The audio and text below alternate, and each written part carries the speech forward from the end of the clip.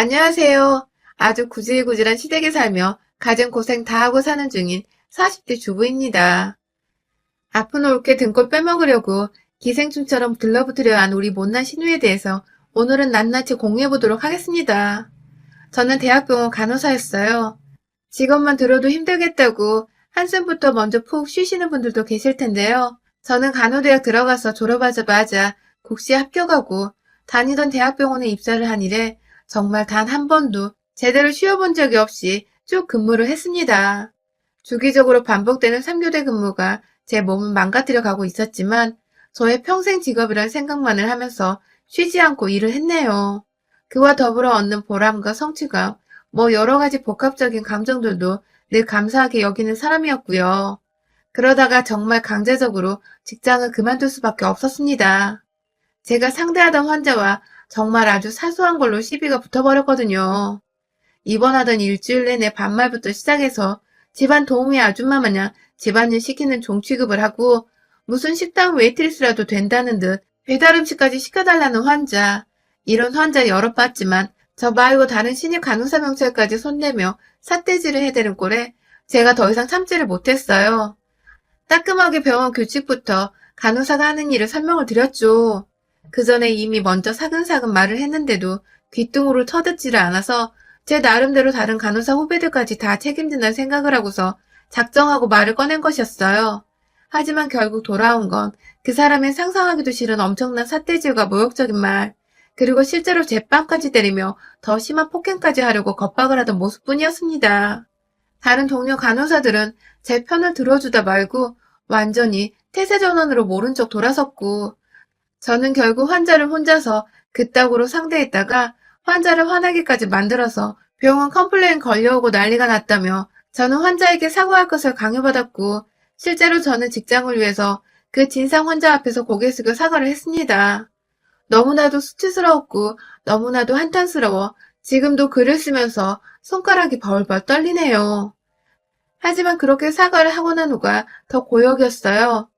동료들에겐 제가 그냥 별나고 자신들을 수치스럽게 만든 장본인이라 생각을 하며 저를 피하기 시작한 것입니다. 네, 사내 왕따를 당해버린 거예요.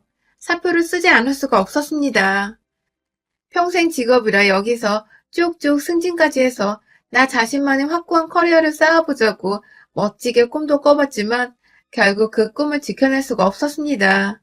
그렇게 퇴직을 하고 나서 보니 그래도 퇴직금에 그간 모아놓은 간호사 월급으로 제법 적지 않은 돈을 통장에 지니고 있었어요. 그래봤자 저는 결혼도 했고 아들 하나도 키우고 있어서 그 돈은 가정의 보탬이 되도록 써야겠다는 계획뿐이었지만 그래도 기분은 좋더라고요. 더 솔직하게 말하자면 내가 지난 몇십 년간 개고생하며 일을 했던 게 결국 이렇게 사소한 통장 안의 숫자들로 기입이 되는구나 싶어서 내심 허탈하기도 했습니다.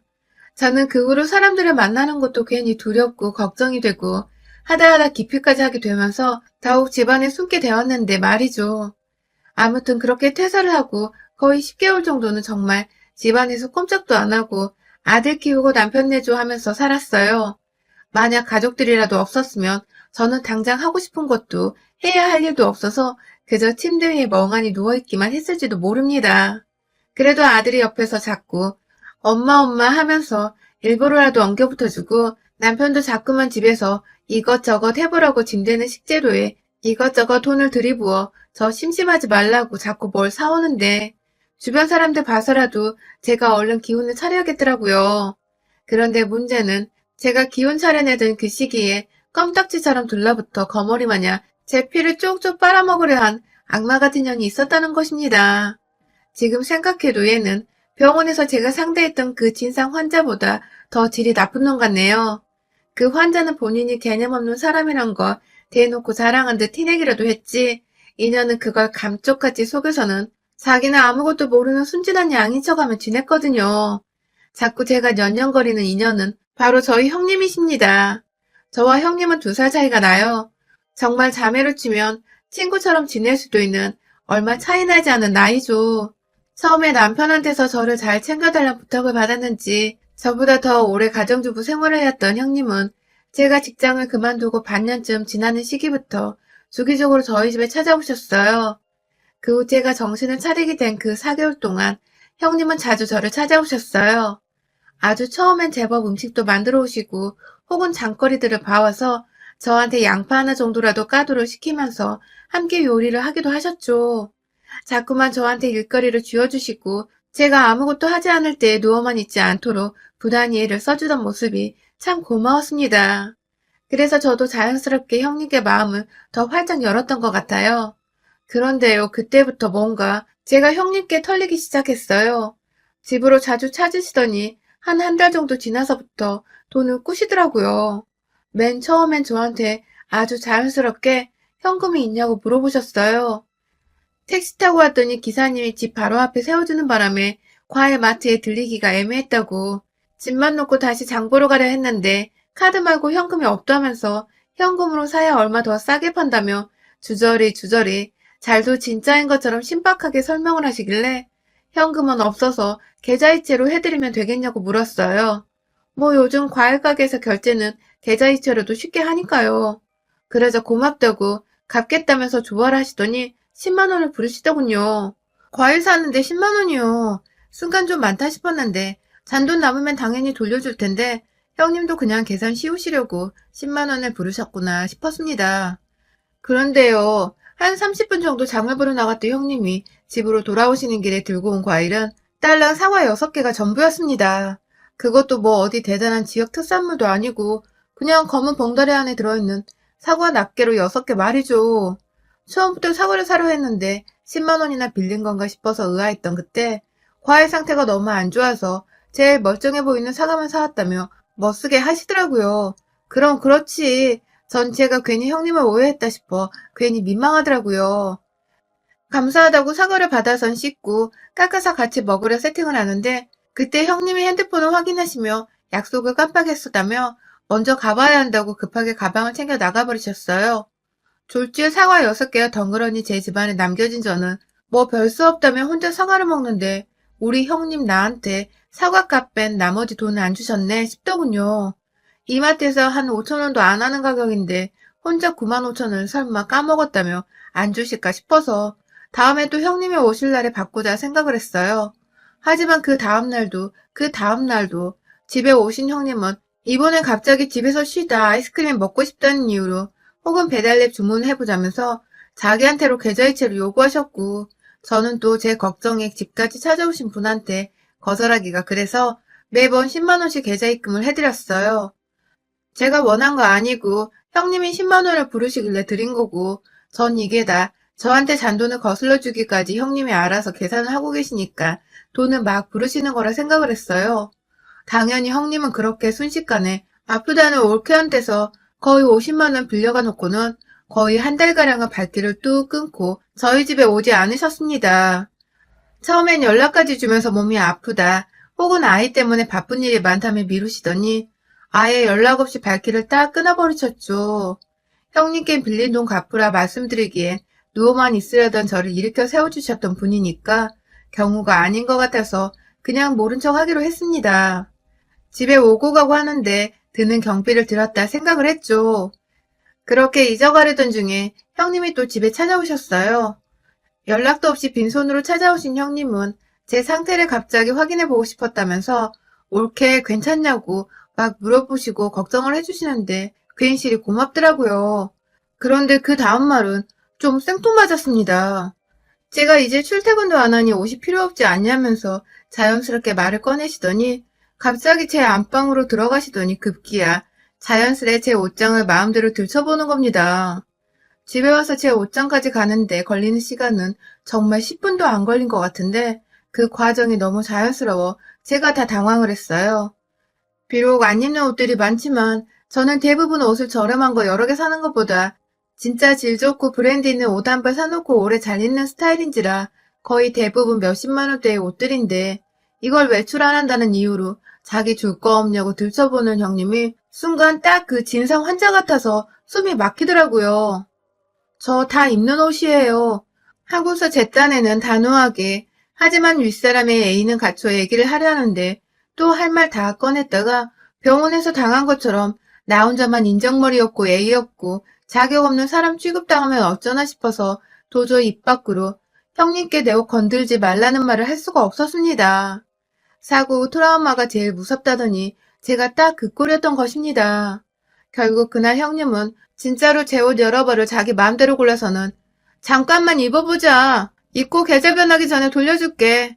하며 가져가셨어요. 어차피 저는 쭉 집에 있을 테니 자신이 먼지 안 쌓이게 옷을 잘 입어주겠다는 별 말 같지도 않은 소리 짓거리며 말이죠. 하지만 뭐 여러분들도 예상을 하셨을 테지만 형님은 계절 지나고 그 옷을 반납하기는커녕 아무것도 모른다는 듯 그 후로도 저희 집에 몇 번 더 왔는데도 시치미를 뚝 뗐고 급기야 계절마다 다른 옷까지 더 챙겨가면서 문자로 잘 쓸게. 계절 바뀌면 돌려준다.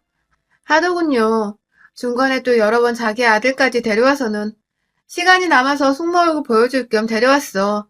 하시더니 애들 먹을 것이 냉장고 안에 한 개도 없다면서 저희 아들은 도대체 뭘 먹으면서 지내고 있냐고 걱정을 한가득 해주시더니 또 돈을 빌려달라고 하시더군요. 가서 장을 봐오려 하는데 다 올케네 먹을 것들이니까 본인 카드를 쓰기는 좀 그렇다고 말이죠. 대신 장까지 봐주시려는 건가? 아니면 저번처럼 또 조그만 거 몇 개 사면서 돈 10만 원 빌려가는 건가 싶어 꺼림칙스러운데 그때 형님의 입에서 뜬금없이 20만 원이 튀어나왔습니다. 어디 누가 보면 무슨 이마트까지 가서는 몇 박스째 식량을 구해올 기세였어요. 제가 살짝 놀라는 티를 내면서 무슨 20만 원이나 쓰여야 하시냐. 장은 우리가 주기적으로 보니까 괜찮아요. 라고 말씀을 드렸지만 형님은 올케가 그래서 빵점짜리 와이프인 거야. 집에서 가정주부가 이런 건 미리미리 사놓고 채워놔야지. 누가 남편 데리고 장까지 보고서 들고 오게 만들어. 하면서 제가 오랫동안 직장생활을 하느라 가정주부가 뭘 어떻게 해야 하는지를 전혀 모르고 있다며 그런 행동들은 다 남편 힘들게 하는 짓들이라고 저한테 나름의 충고까지 해주시더라고요. 급기야 그러다 남편이 도망간다는 소름 돋는 농담을 아무렇지 않게 자기 애들 앞에서 웃으며 얘기를 하는데 서서히 뭔가 우리 형님 스타일을 알 것도 같은 게 참 기분 별로였습니다. 결국 형님이 장을 봐오겠다고 자기 말 들으라고 해서 그냥 확 카드를 줘버려야지 하다가 진짜 얼마 긁을지 가늠이 안 되어 겁이 난다며 그냥 현금 20만 원을 이체해드렸어요. 돈 보내면서도 내가 진정한 호구구나 하면서 진짜 한심했지만 자기 엄마를 도둑년 취급하는 건가 싶어 절 빤히 쳐다보는 형님의 아이들이 신경 쓰여 어른들은 그런 모습을 보이면 안 되는 거라며 저 스스로를 이해시키며 돈을 이체했어요. 그리고 뭐 결과는 역시 나왔습니다. 장 보러 갔다는 형님은 20만 원 챙겨가고서도 30분이 채 되지 않아 다시 집에 오셨는데 이제 보니 이마트는커녕 그냥 집 앞에 있는 동네 슈퍼를 가면서 돈 20만 원을 빌려달라 한 거더라고요. 역시나 집에 사온 물건들을 보니 우유, 시리얼, 동네 빵집에서도 아닌 동네 슈퍼에서 파는 저렴한 식빵에 저희 아들 먹으라고 젤리 같은 걸 여러 개, 합이 한 2만 원이 되었을라나? 고작 그거 사려고 20만 원을 빌려가더니 들고 온 봉지를 보고 제가 하도 어이가 없어서 그걸 웃지도 못한 채 쳐다보니 지도 민망했는지 멋쩍게 웃더니 한다는 말이 이 동네는 살만한 게 없더라고. 라더군요. 그 한마디하고는 음식들을 냉장고에 넣지도 않고 부엌 식탁에 올려두더니 이전의 레파토리처럼 핸드폰 한번 쓱 꺼내서는 이제 애들 때문에 가봐야겠다고 슈퍼에 들어누워 핸드폰 게임을 하고 있는 애들이 뭐 그리 바쁜 일정이 있는지 애들 핑계대면서 불러서는 우르르 집 밖으로 나가는 형님. 하, 진짜 이거 완전 똥벌 받더라고요. 제가 남이었으면 제가 당연히 뭐 이런 또라이가 다 있냐며 돈을 받아냈겠죠. 그런데 제 성격이 직장에서 퇴사 전 당했던 일로 180도 바뀌어서는 답답하고 고구마 100만 개 먹은 사람이 된 데다가 상대는 우리 남편 누나인데 가족 사이에 돈 달라고 해도 되나 싶고 그렇게 모두가 떠난 집안에서 저는 또 가슴을 막 치며 입으로 겨우 쌍놈을 시키라며 입으로 몇 번 형님 욕을 했습니다. 내내 다함을 벼르고 있었어요. 전 점점 상태가 괜찮아지고 있는데 내 상태가 가장 엉망일 때 나의 가장 옆에서 내 등골을 빨아먹으려 한 형님을 어떻게든 복수하겠다는 생각을 꾸준히 품었죠. 그리고 이내 그 복수의 날이 찾아왔어요. 저는 제 상태가 형님을 향한 복수를 불타 점점 멀쩡해져 갔지만 그걸 남편한테 굳이 티는 안 냈어요. 어떻게든 형님을 다시 제 집안에서 마주하고 싶었으니까요. 빌려간 돈에 빌려간 옷까지 현금으로 다 따지면 이게 200만 원 정도 되거든요. 이게 보통 살림하는 집에서 절대 작은 돈이 아니잖아요. 이만 정말 열심히 갈고 있던 그때 형님은 언제나처럼 아주 뻔뻔하게 저희 집을 다시 방문했습니다. 이번엔 애들은 없이 혼자서 또 뭘 챙겨가려는지 조그만 에코백도 하나 들고 왔어요. 자연스레 내 집 소파에 앉는 형님께 이번엔 제가 먼저 선빵을 날려봤어요. 오늘은 뭐 가져가시려고요? 라고 표정 하나 변하지 않고 물어보니 내심 찔렸는 듯 당황의 말을 버벅거리다가 자연스레 냉장고를 열어보더니 또 먹을 것을 타령하는 형님. 이번에 안 속는다며 장은 제가 봐올 거예요. 돈 달라 하지 마세요. 라고 말씀드리자 오히려 얼굴이 시뻘개져선 무슨 말을 그렇게 하냐고 혼자서 웃었다가 혹은 진지해하면서 자신을 도와주려고 돈은 달라 했던 것 뿐이라더군요. 혼자서 민망했던지 막 쓸데없이 집안을 걸어다니며 구경을 해대던 형님은 급기야 집안은 남을 못 주는 건지 제 안방에 또 들어가더라고요. 멋대로 닫힌 안방문을 친히 열고 들어가서는 제 화장대에 앉은 형님은 찬찬히 살펴보다가 제가 립스틱 겸 립글로즈용으로 쓰는 디올 립스틱이 탐이 났는지 어머 명품 쓰네 하면서 그걸 굳이 꺼내들어 지 입술에 쳐 바르더라고요. 뭐 이런 그지 같은 게 다 있을까요? 직장을 몇십 년을 다녔는데 그런 제가 1년에 겨우 한두 번 살까 말까 하는 립스틱으로 디올 몇만 원짜리 쓰는 걸 명품 쓴다고 할 수 있으며 그렇다고 남의 립스틱을 그냥 저렇게 써버릴 수가 있는 거냐고요. 제가 너무 기가 막혀. 아휴, 왜 남의 립스틱을 허락도 없이 막 집어 바르세요? 하면서 화를 냈습니다. 가져간 제 옷은 어쩌고 입지도 않고 여태 돌려주질 않아요. 하면서 이왕 안방에 쳐들어간 신우이한테 온 이야기까지 꺼내며 언제 돌려줄 거냐 물었어요. 그러자 형님은 처음엔 제가 화를 낸다는 이유로 막 따져 물으며 어디서 배운 버르장머리냐고 제게 버릇없고 염치 없다며 저 힘들 때 자기가 도와주러 온 거 다 잊었냐면서 그렇게 거머리처럼 들러붙어 돈 빼가기 바빴던 년이 자기가 절 도와준 거라면서 생색을 내는데 아, 확 진짜 입을 다물어버리게 하려는 그때 형님이 그러더군요. 당근마켓에서 팔아버렸지. 누구 좋으라고 그걸 다시 돌려준대. 하며 자신한테 화낸 저를 약올리겠다는 듯 가소로운 미소를 지으며 석반하정으로 제 기분을 망치려 들던 신우이. 한두 푼도 아니고 하나에 20만 원, 30만 원 하던 그 자켓들을 팔아버렸다니. 빌려간다고 해놓고서 돌려주지도 않고 주인 허락도 없이 당근마켓에요? 그 말에 빡이 쳐서 빌려간 내 돈도 당근마켓에 팔아버렸냐고 제가 비아냥대니 꼴에 자존심은 있는지 남은 돈 다 갚으려고 했다고 화를 내다 급기야. 성격이 저 모양이라 직장에서 잘리고 정신병자처럼 누워있지. 라며 다시금 저를 비아냥댄 형님. 환자 돌보러 왔던 건데 요양 보호비 준 걸로 퉁치라며 절 급기야 진짜 정신병자 취급을 하더군요. 하, 이건 선을 넘어도 단단히 넘는 말이었습니다. 저요? 형님 앞에 있는 그 명품이라는 립스틱을 쭉 올려서는 아예 통으로 뽑아버려 그거 그대로 형님 얼굴에 칠해버렸습니다.